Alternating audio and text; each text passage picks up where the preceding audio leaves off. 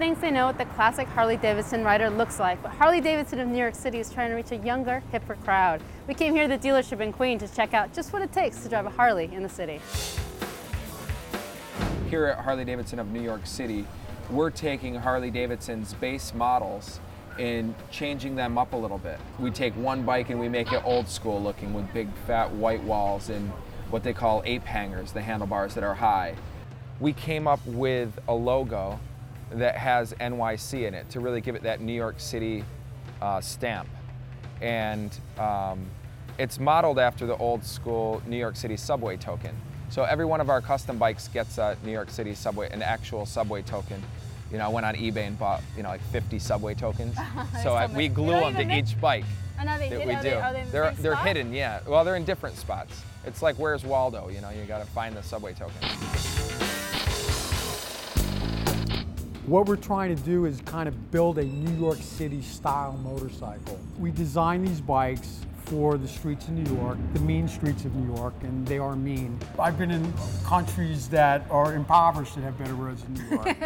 It's incredible. And so what does that mean in terms of the features of that bike like that needs? You know, some of the bikes that we're doing, the suspension is a little beefed up on the bikes to handle, you know, just the rough terrain of New York.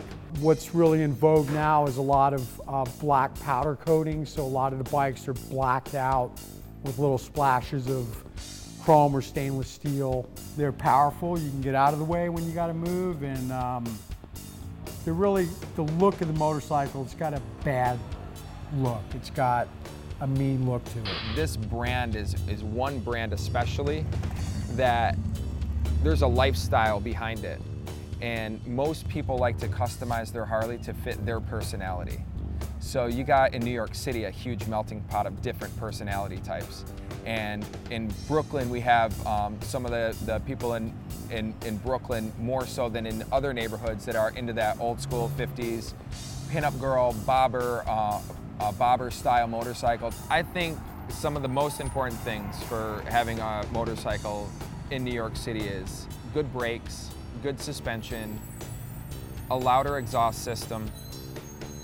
It's convenient to park. You can get to the front of every red light. I even have a license plate holder that you could just slide the plate out and put it in your back pocket and park on the sidewalk and not get a ticket.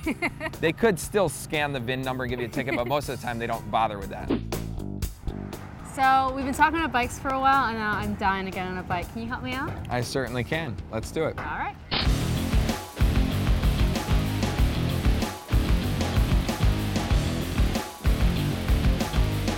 For the Wall Street Journal, I'm Elva Ramirez.